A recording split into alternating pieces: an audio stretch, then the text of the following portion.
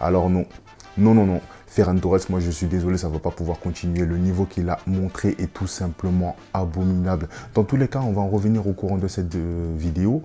Mais il y a beaucoup de choses à dire, beaucoup de choses à dire. Et je vous le promets, pendant les 5 premières minutes, j'étais là, j'étais excité. Je me suis dit, enfin, premier match officiel du FC Barcelone, la Liga qui reprend. Enfin, on va pouvoir supporter notre équipe de tout notre cœur. Regardez, j'ai acheté le maillot. J'ai acheté le maillot. Et je vous dis clairement qu'il n'est pas floqué, Ferran Torres. Ça, je peux vous l'assurer. Ça va être compliqué. Je vous le dis, ça va être compliqué. J'espère que vous avez le cœur solide. Parce que là, moi, là, je suis à 2 doigts. Il va falloir me mettre un défibrillateur. Parce que franchement, il y a beaucoup de choses à dire durant ce match. On va quand même essayer de retenir un maximum de positifs. Mais ça va être compliqué. En tout cas, salut à tous, c'est Mama des Côtes Couleurs. J'espère que vous allez bien, rester bien branchés jusqu'à la fin de la vidéo. C'est parti. Le FC Barcelone qui remporte donc la victoire face à Valence. 1-2, ça a été un match difficile, un match très compliqué, sachant que c'était à l'extérieur, à Valence, c'est un stade qui est quand même assez difficile. Il y avait beaucoup d'engouement dans le stade, beaucoup d'ambiance qui a beaucoup porté en tout cas l'équipe de Valence, qui s'est montrée aussi très dangereux et très franchement, je leur tire mon chapeau. Ils ont mis beaucoup d'intensité. Maintenant, moi, ce qui m'intéresse, c'est l'équipe du Barça et il y a beaucoup de choses à dire dans ce domaine-là. En tout cas, je vais quand même revenir sur le doublé de Lewandowski. Lewandowski, peut-être qu'on pourrait croire qu'il ne s'est pas beaucoup montré ou quoi que ce soit, mais très franchement, moi j'ai beaucoup apprécié le fait qu'il reste dans sa zone en fait. C'est-à-dire que pendant les 45 premières minutes, on peut remarquer que Lewandowski n'avait pas touché beaucoup de ballons. Mais au-delà de ça, il est quand même resté dans sa zone, alors que d'habitude, il s'excentre beaucoup, il revient beaucoup pour essayer d'apporter un surnombre, parce qu'il ne touche pas beaucoup de ballons, tout ça. Mais je pense que voilà, c'était quand même une consigne de Hansi Flick qui était de quand même faire confiance à son équipe.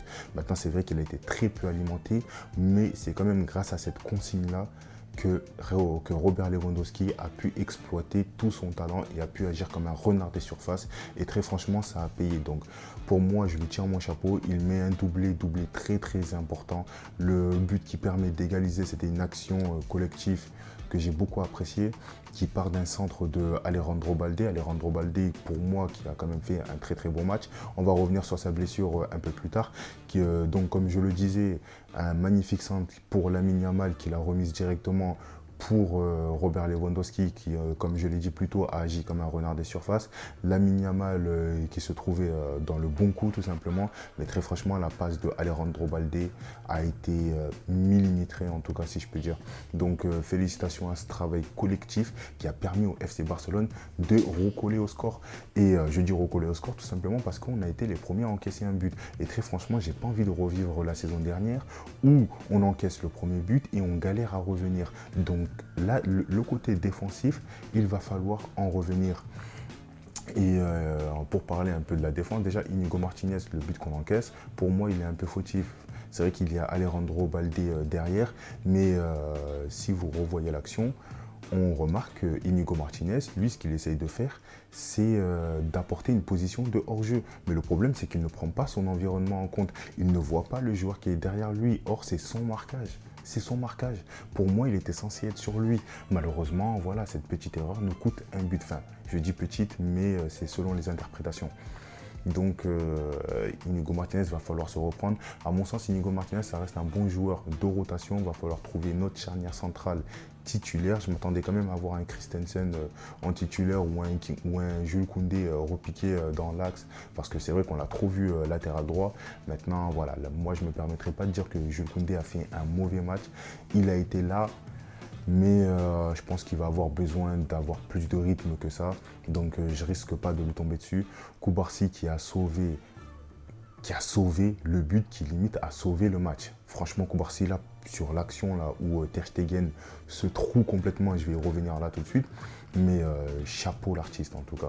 Chapeau pour Koubarsi. Par contre, les petites fautes, tout ça, va falloir être un peu plus juste techniquement dans la défense, dans les couvertures. Parce qu'il arrive souvent en retard, ce qui lui a coûté un carton jaune et qui aurait pu mener très franchement un carton rouge. Donc Koubarsi, voilà, après ça reste un jeune joueur qui va prendre de l'expérience. Ter Stegen. Ter Stegen, mais Ter Stegen c'est le capitaine. Ter Stegen c'est le capitaine. Ter Stegen c'est un des tauliers de cette équipe. Ter Stegen, c'est un vétéran de cette équipe. Pour moi, il est censé mener les jeunes. Tu n'es pas censé les mettre en danger. Mais cette passe qui n'est pas appuyée, cette passe toute molle, sachant qu'en plus, la seconde d'avant, il est là, il trompe le pressing de l'attaquant adverse. Il me dit, bon, nickel, tranquille, il l'a feinté. Tout ça pour faire une erreur derrière. Ter Stegen, il va vraiment falloir se reprendre parce que là, on ne peut pas se permettre d'avoir un gardien moyen pour toute la saison. Donc Ter Stegen, va falloir se reprendre et très très vite. Ensuite, pour parler un peu de la compo, Hansi Flick, il a donc aligné un double pivot, Marc Bernal, Marc Casado. À mon sens, ce n'est pas un mauvais choix. C'est vrai que ça aurait été plus intéressant quand même d'avoir un milieu qui allie à la fois jeunesse et expérience. Maintenant, c'est vrai que voilà, Gundogan était blessé, Pedri, on sait qu'il revient de blessure, donc c'est normal qu'il soit remplaçant. Il va falloir qu'il prenne le rythme petit à petit. Mais voilà, moi c'est un double pivot en lequel j'ai quand même confiance dans le sens où ils vont évoluer, ils vont prendre de l'expérience. Et tout simplement pour prendre de l'expérience, tu dois les faire jouer. Tu dois les faire jouer. Maintenant, est-ce que c'était une bonne idée ou pas de les faire jouer maintenant comme ça? Il ne faut pas oublier non plus qu'ils ont joué toute la pré-saison ensemble. Casado et Bernal ont débuté tous les matchs de la pré-saison. Donc pour moi, ce n'était pas une mauvaise idée. Et c'est vrai que si tu vois les choses sur le long terme, vaut mieux laisser ce double pivot, pas tout le temps titulaire. Évidemment, il va quand même falloir leur laisser le temps de progresser, ne pas les jeter dans le bain comme ça. Mais je ne suis quand même pas déçu du choix de Hansi Flick à ce niveau-là. Je précise à ce niveau-là, tout simplement. Parce que vous avez vu ma petite intro, Ferran Torres, le niveau qu'il a affiché pour moi, il est choquant. Il est très choquant. En fait, à un moment donné, on ne peut pas se laisser berner. Toute la saison dernière, Ferran Torres, ça a été, je vais me donner à fond. Les compliments qu'on lui disait, c'est que oui, il s'entraîne bien, tout ça. Mais en fait, Ferran Torres, c'est que c'est plus possible. Là, c'est plus possible. Moi, j'en viens à un point où le mec, psychologiquement, non, ça ne va pas passer. Ça ne passera pas toute la saison. Et j'espère ne pas le revoir titulaire avant un long moment. Mettez-le en Coupe des Rois, moi j'en ai rien à foutre. Mais là, son niveau, il était dégueulasse. Il était dégueulasse. L'action que Lamine Yamal fait, déjà, elle était tout simplement sensationnelle. Mais quel bijou, Lamine Yamal. Quel bijou ce mec-là. Et très franchement, chapeau à lui, parce que c'est vrai que l'histoire d'agression qu'il y a eu avec son père, ça n'a pas été facile. Ça a quand même dû être... il aurait pu perdre son père. Et franchement, le voir titulaire, je ne m'attendais pas à le voir titulaire personnellement. Maintenant, voilà, il l'a été. Et il délivre quand même une bonne performance. Le Lamine Yamal qu'on a l'habitude de voir, qu'on connaît, est quand même un peu plus déséquilibrant que ça. Maintenant, le peu qu'il a fait... Enfin, le peu, là par contre j'abuse, mais franchement ce qu'il a fait c'était quand même très très correct. Il a été décisif et chapeau à lui. Mais pour en revenir sur Ferran Torres, Lamine Yamal lui délivre un bijou sur une action masterclass s'il vous plaît. Qu'est-ce qu'il fait Ferran Torres? Il se trouve complètement. Il se trouve complètement. On avait l'occasion du 3-1. On avait l'occasion de tuer le match.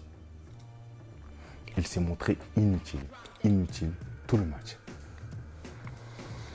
Donc, Hansi Flick, j'espère qu'avec ce match, il aura compris que Ferran Torres, ça restera une seconde, voire une troisième option. Mais il va falloir trouver autre chose. Maintenant, voilà, un Dani Olmo va arriver, Gundogan va arriver. Quoique Gundogan, là, j'ai vu pas mal de choses sortir sur lui, comme quoi il pourrait partir ou quoi que ce soit. J'essaierai de me renseigner un peu plus pour pouvoir vous faire une vidéo. Mais très franchement, j'espère quand même que le Barça va garder Gundogan. Ça reste un joueur d'expérience. Il ne faut pas oublier que la saison passée, ça a quand même été le joueur le plus régulier de la saison. Mais ouais, si on perd Gundogan, là, ça risquerait d'être compliqué. Et comme je le disais, voilà, Dani Olmo va aussi rentrer dans l'effectif.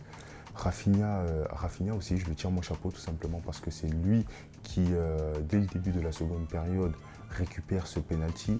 Moi, Rafinha, ce qui m'a toujours fasciné chez lui, tout simplement, c'est sa hargne, c'est sa détermination. Il se donne jusqu'au bout, il n'abandonne jamais. Et ça fait plaisir. Honnêtement, ça fait plaisir à un joueur qui affiche autant de détermination. Si Ferran Torres avait au moins ça pour lui, non, en vrai, même ça suffirait pas parce que lui, il est trop nul. Il est beaucoup trop nul. Donc, oubliez ce que j'ai dit, faites un reverse et reprenez la vidéo. Enfin bref, donc voilà, comme je le disais plus tôt, c'est aussi, voilà, les 3 points sont quand même les plus importants à retenir. Le Barça se lance dans la compétition. Je pense que Hansi Flick va quand même avoir besoin de temps, parce que c'est vrai que pendant la pré-saison, on a vu de bonnes choses. Pau Victor n'était pas titulaire. Après, c'est normal, c'est un jeune joueur. Je ne m'attendais pas à le voir titulaire tout de suite. Lamine Yamal va monter en puissance petit à petit. Lewandowski, moi personnellement, j'espère qu'il va quand même rester à ce niveau, parce qu'on le connaît, il est un peu irrégulier. Mais c'est vrai que s'il reste dans sa zone, il peut se montrer très efficace, et il nous l'a prouvé. Maintenant, voilà, il n'a mis qu'un but dans le jeu, c'est vrai. Mais il va falloir que les ailiers, les milieux puissent apporter un peu plus de verticalité. Parce que oui, franchement, ce qui a manqué dans ce match, ça a été de la verticalité. Le Barça avait du mal à se trouver. C'est vrai que Valence avait un bloc quand même assez compact. Ils avaient tout simplement leur style de jeu en tête, c'était de jouer la contre-attaque. On connaît les équipes qui jouent la contre-attaque face au FC Barcelone. Maintenant, j'ai quand même confiance en Hansi Flick pour pouvoir trouver la formule. Mais pour pouvoir trouver la formule, il faut des joueurs plus déstabilisants que ça. Il faut des joueurs qui puissent casser les lignes. Et d'ailleurs, pour en revenir sur Pedri, très franchement, j'ai trouvé qu'il a fait une bonne entrée.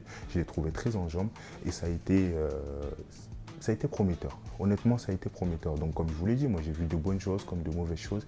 Et d'ailleurs, une des mauvaises choses qui m'a saoulé, ça a été Alejandro Balde. Je ne parle pas de son match que j'ai trouvé très intéressant.